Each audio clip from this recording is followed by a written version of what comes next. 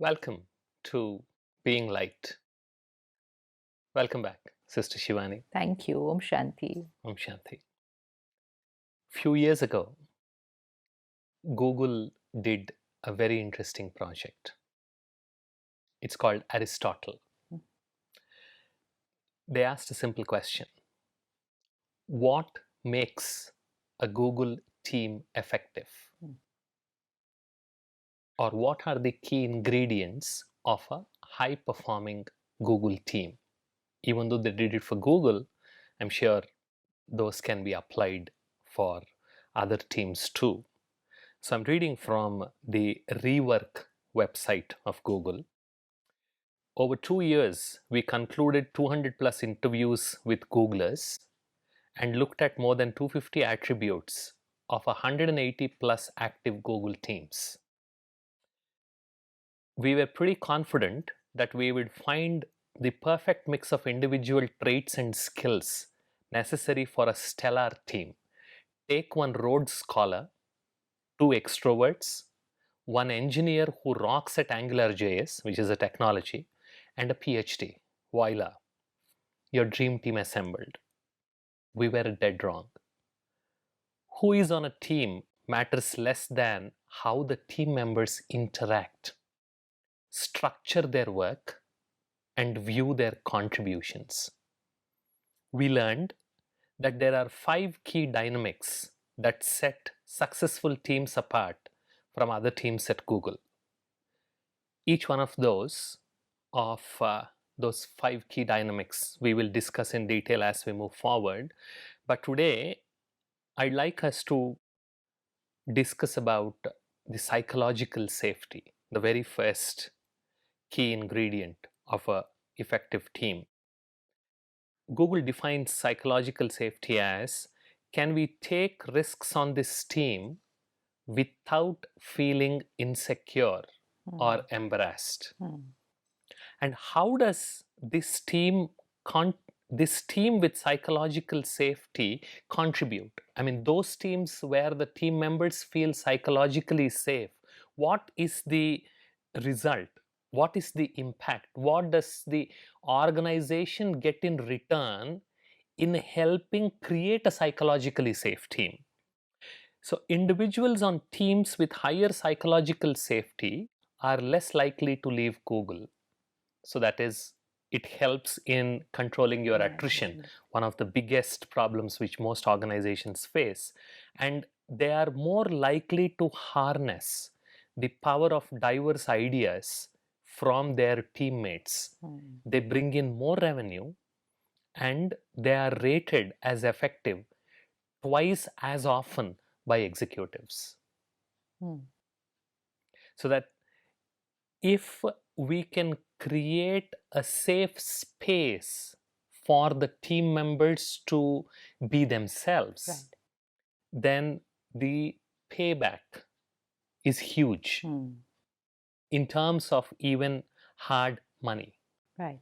But first thing in this is for us to introspect, and each one would come up with their own, reflect on what it means for me.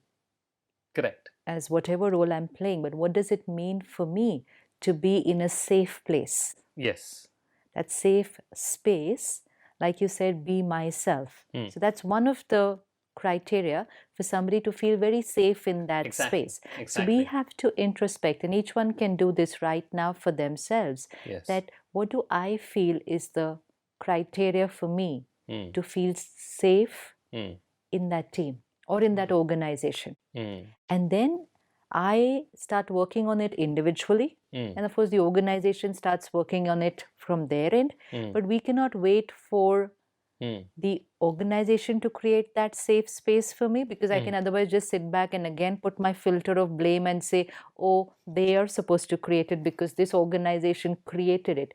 Because who's going to create the space? The organization cannot create a safe space. The people will create that. What is psychological safety? The people will have to create that safe space. So the people in the team, and the people in the team will begin with any one person. So any one person can become instrumental for that. Feeling comfortable, feeling safe, feeling confident, no insecurity, no threat, not living in a mindset of uncertainty for tomorrow. That's safe. So safety would be different for different people, but we need to see that safety from a personal perspective. In a space where you could feel safe, it's not necessary I will also feel safe. Simply because your sanskar and my sanskar is different. Our levels of fear, our levels of fearlessness, that means safety, are different. Yeah, so here you bring up an important point. Let me clarify, what does it mean to be psychologically safe in this context that we are discussing? Signs that your team needs to improve psychological safety are fear of asking for or giving constructive feedback. So we're not talking about any other physical threats here. No. Or vibrational, emotional, but again like feedback. Yes, and hesitance around expressing divergent ideas and asking silly questions. Again, that fear of rejection that we are talking about. So when that fear is there in me to express what I want to express, being afraid what my other team members would react creates an unsafe space. Because I withhold. So that could be your sanskar, but that may not be my sanskar. So one person of the team could be very comfortable saying what they want to say, and another person in the team is very hesitant. Simple example, take two children with the same parents. Don't even need to go up to the organization. One child is very confident saying what they feel to the parent, and one child feels that they cannot speak out or say what they feel in front of the same parent. So one is very comfortable and themselves with that parent, but one is not. So that has a lot to do with the child's sanskar.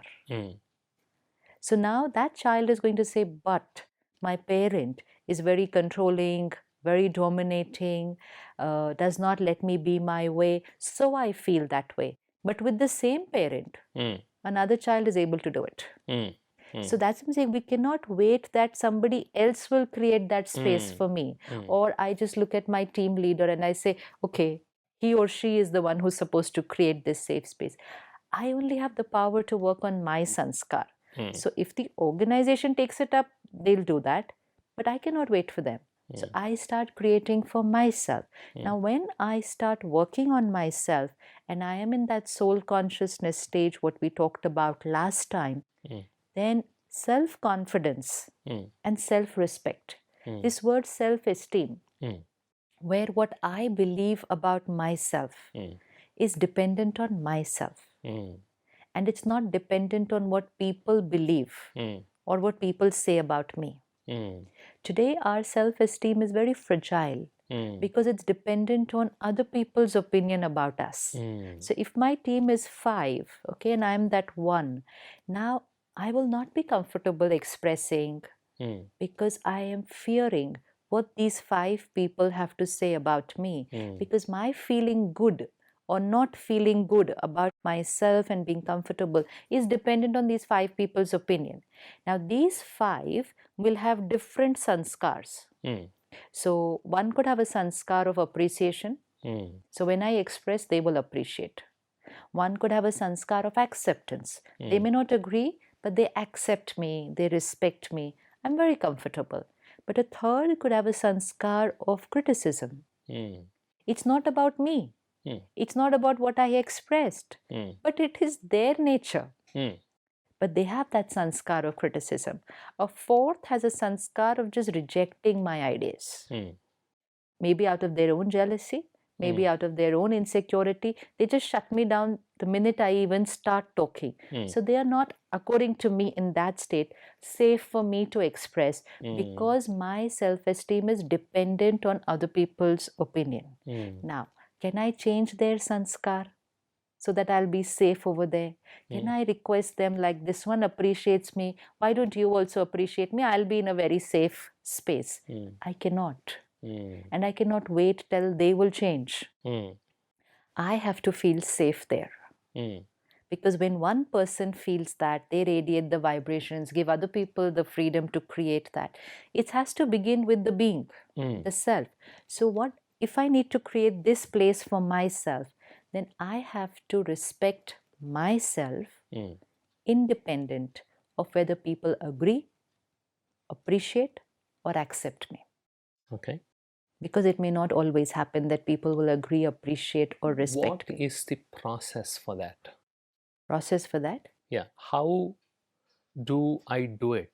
Because as a person, based on my experiences so far, I do not have that confidence. I am afraid of that rejection. Yeah, because one, I am not nurturing myself on a daily basis. See, in every of these points, the self is very important. It's like, okay, let's look at it as a battery. Suppose this is a battery and I'm not charging it daily. So look at it a little physically. So I'm not charging it daily. So my feeling good, my feeling comfortable, my enjoying my work and my team, I am not creating that my original happiness. So it's very dependent on how environment will be, how people will be, how situations will be, because I'm not happy by myself. My happiness is dependent on everything outside me being right. So if people appreciate me, I'll be happy. I'm happy. If they criticize me, I'll go like this, because I'm not doing anything on a daily basis to do it for myself. So if I don't take care of the self-care, then I am dependent on people and opinion and situations. So then appreciation will take me here, criticism will take me there. In either case, my self-esteem is dependent on the other person. And that self-esteem is fragile. And we don't even need to think in terms of performance. Even a simple, you buy something, maybe a new phone or a new laptop or a new car or a new dress, and you just walk into where 5 people are sitting. Am I seeking their approval? Performance and my personality is like much deeper. Just a simple thing. You walk into a party, you're wearing something new. Do you need people's approval to feel good?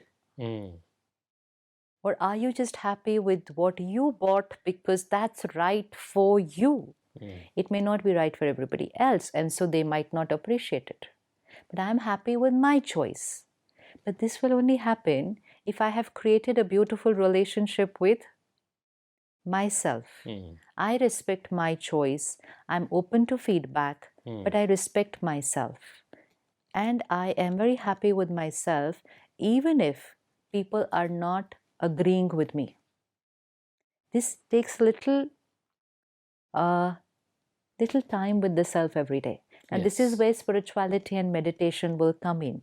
Because what is spirituality and meditation doing? If I spend a few minutes with myself every morning to charge this battery, which means charging means now throughout the day, I will create my feelings and my experiences independent of people and situations.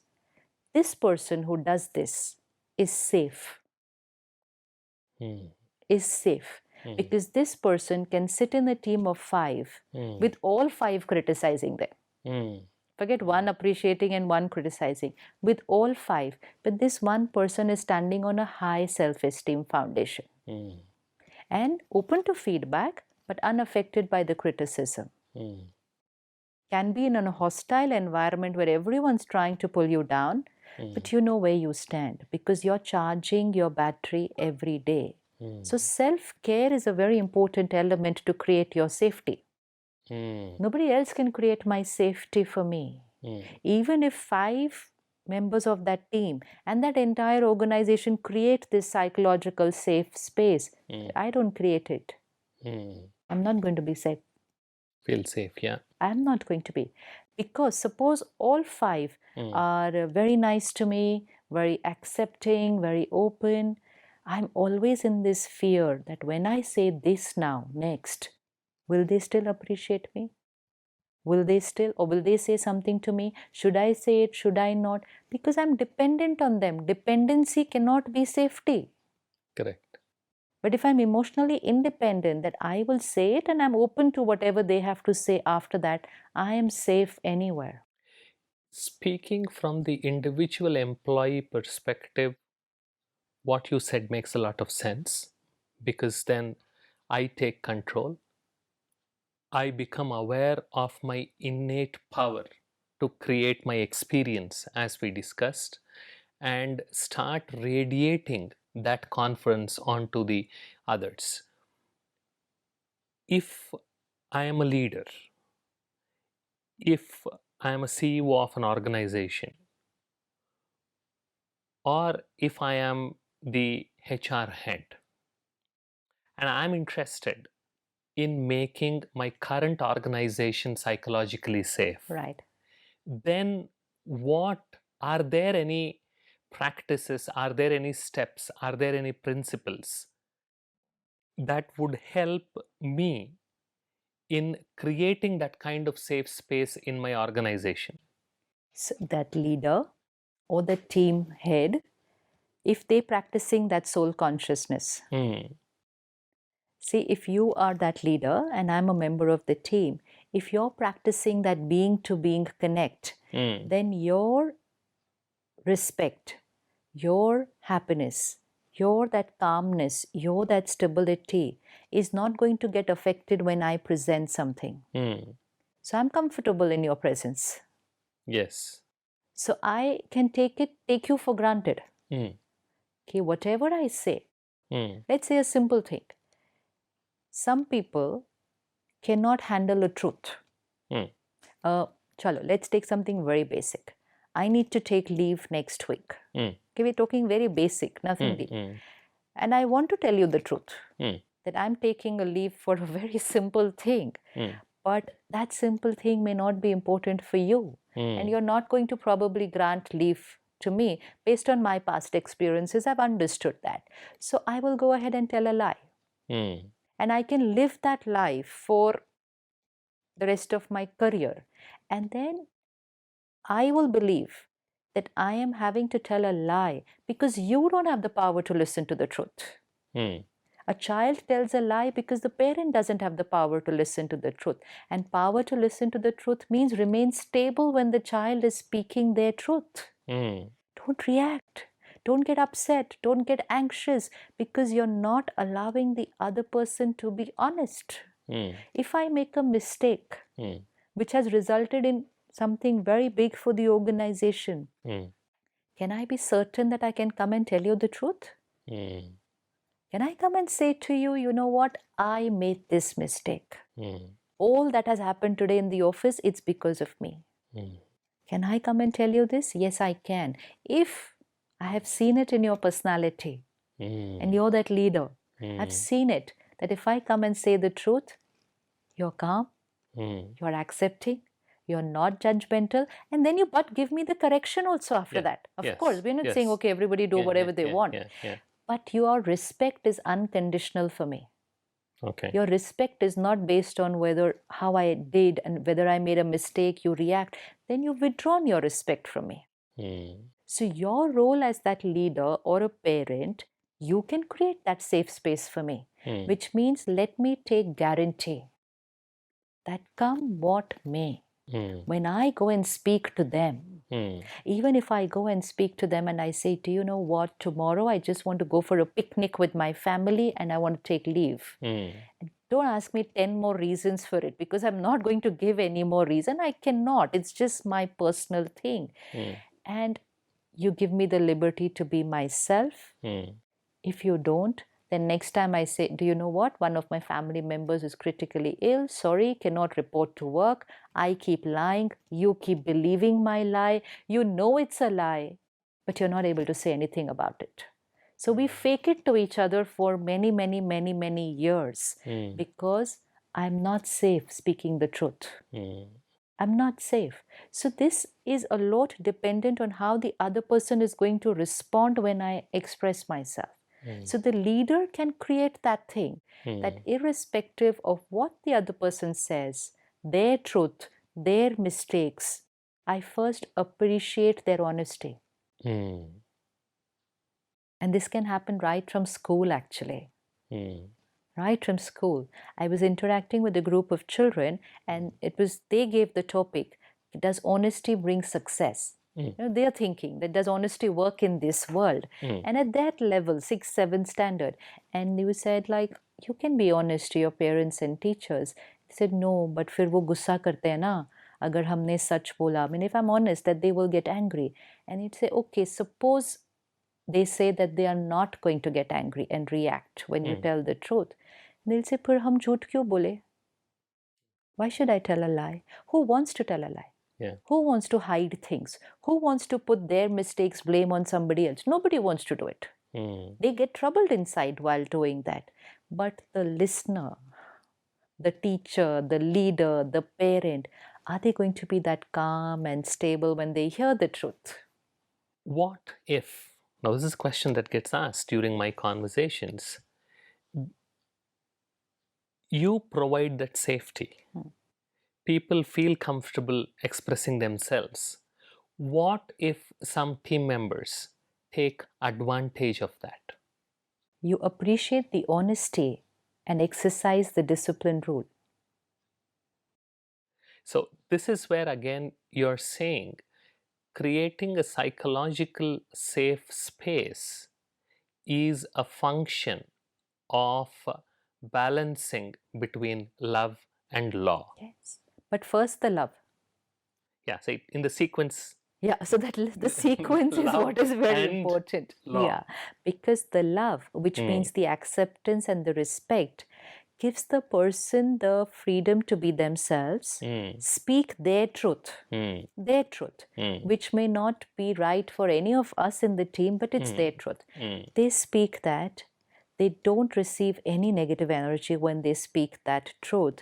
So they get the acceptance and the respect. Now, all this love creates a bond. Yes. This bond allows that person to be safe. You feel like family. Yes. You feel I can just be and come and say whatever I want. Yes. Now, when that bond is created, your power to discipline goes way above what we know as discipline. I think in that instance, the other person also becomes more receptive to listen to what you are saying. And if you correct them, they will be in a much better position to accept it because you are not blaming them, the person, but you are correcting the task with this pure intention that I want you to improve, I want you to develop. Absolutely. When that bonding happens at that level, then this fear disappears.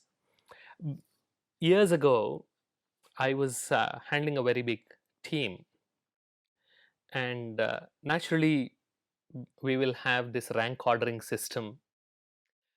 I had about a dozen team members whom I wanted to promote. And my manager, he said, you cannot promote 12, you can promote only 3 because there are only 3 slots available. Because there is this obsession in the organization to maintain the pyramid, the pyramid structure. So, and it tapers as you move up. He said, you can promote only 3. But as a manager, if I agreed to him, then I had to create reasons to make those other 9 look down upon them and then say, create artificial reasons, which I didn't believe in, if I wanted to go with the 3. So I had 2 choices. Either I could promote 3 or I could promote none. Because when I want to go with my being consciousness, with my values, then there are a lot of decision making points that come. And one such thing was on that day where I could promote 3 or I could promote none. I chose the second one. Yeah, so promote because none. I respected the maturity of my team members to accept my decision even if they don't agree. So I called all of them and then I said, see, this is the scenario. For me, pretty much all of you, because all of them completed their 2 years or 3.5, whatever the time frame is, in terms of your performance, there is not much difference because you're just beginning. You're there. And I cannot, in my good faith, separate only 3 of you and promote only 3 and not promote the 9. And then I shared. So I decided not to promote anyone. And those people who were waiting for the promotion, because it said the proof is in the pudding. When you taste it, then you will know. The first person who quit from that dozen was only 11 months later, but for a different reason, not because he was not promoted. Right. That was a very, very powerful lesson for me, that if you don't play favorites, if you stay true to your values, even temporarily, you think that you are causing that loss, that will not be perceived as loss by the other person, because the position or the consciousness from which you are working is something that innately respects who the other person is, without trying to impose the artificial constraints created by the organization. But in that situation, you first had to have faith in yourself. Exactly. Then you don't have to fear how they will respond. Absolutely. Now, you got this result that, okay, they might not have agreed, but they all accepted and respected. But there could have been other options also. Absolutely. Yeah. So while taking a decision, everybody might not get the same result as what you got. Agreed. Though we all experiment and we experience that when vibrations are pure, clean and authentic, we get these kind of results. But yet at the same time, we have to be ready that out of those 12, somebody will have a different sanskar. Yes. And they will say, good, you're a nice person. Thank you very much. You're a very nice person and I really like you. But you know what? I need to go somewhere else but then we respect that also. Yes. So when you're not seeking that appreciation and approval from those 12, only then you can stand on those principles. Absolutely. And if all 12 also would have rejected you for it, which you is will fine still, too. That's self-esteem. Yes. That's self-esteem, which is not dependent on the approval of this 12 of the team, and also not dependent on the approval of that senior who said you can get only 3 out of 12. You could have lost this, you could have lost this, but sticking to your principles, not fearing what you will lose, you are in a safe space. Yes. This is where you are safe. Yes. So you've created that safety for yourself. Yes. It's simple, as we keep discussing, not so easy. But I think as we keep exploring and have these conversations, one thing that keeps coming back again and again is we need to regularly, almost on a daily basis, practice this if we want to get the benefits. There are no shortcuts. There are no tips. Quite often I keep saying that. I don't give any tips. I share only techniques, because a tip doesn't require any effort. But a technique, in order to derive the benefit, it needs to be practiced. So what you shared is one such technique which needs to be practiced. Good. Thank you very much. Om Shanti. Thank you. Om Shanti.